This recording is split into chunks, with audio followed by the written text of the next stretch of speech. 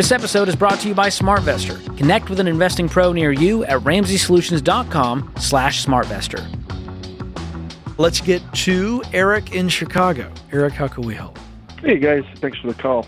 I was just calling to make sure I'm on the right track. I'm trying to save for my son for a college fund. I've seen a couple of financial advisors, and one of them told me to, start a 529 fund.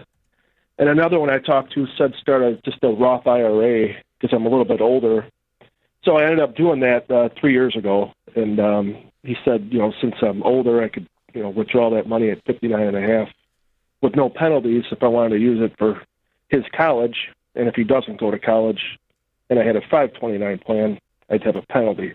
So you think that might be the right direction to go? I mean, he's definitely right about the fact that you could withdraw it without penalty versus the 529. If it's not used for school expenses, then there would be a penalty, 10%. Okay. So the question is, how old are you? I'm 49. My son's 6. Okay, your son is 6. Okay. There's part of this where I like using the right tool for the right job, because when you're investing in your Roth, obviously you're limited on the funding there, and there's a good chance that you're going to want that specific money that you're able to withdraw tax-free in retirement for the purposes of you living. And you would want to be able to add a certain amount of money for kids' college. I would not want you to, I guess what I'm getting at is, I would not want you to invest less just so that it's in a Roth. Does that make sense? Like, if you have the ability to invest and do both, I would do both. I would not necessarily do one or the other, if that makes sense.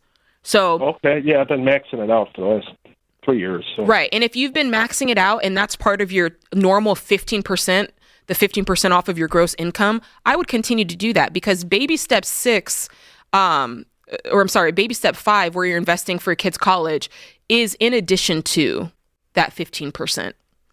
So if you have the ability to invest whatever you choose to, I mean, I'm not saying it has to be a large sum. It could be, I don't know, $200 a month. But if you decide to put more in for education, I would do it in a 529, so that at least you're having, like, this is my nest egg over here, and this is for Papa, and then I've got kids' college over here. Does that make sense? Yeah, it does. Yeah. Okay. I didn't know you could have both. So yeah, you can do. Yeah, 100%. That's why I say the right tool for the right job. And the truth is, that 529, you don't want to overfund it. Listen, if you did, there's worse things that could happen in the world. That's right. Worst thing that happens is you take it out and you pay the penalty and you have a lot more money than you had before. I just think it's so broad that you can use it for some type of learning. You can. Am I right? It's pretty broad? It's pretty broad.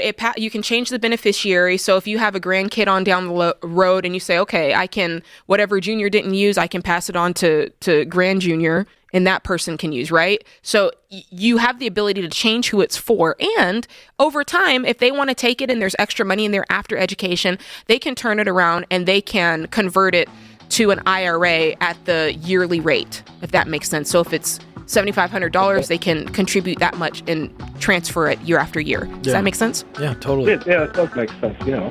Good question, Eric. Thank you so much for the call. Thanks for tuning in to Ramsey Everyday Millionaires. Need help with your investments? Connect with a SmartVestor pro at RamseySolutions.com/SmartVestor, or click the link in the show notes. Ramsey Solutions is a paid non-client promoter of participating pros. Learn more at RamseySolutions.com/SmartVestor.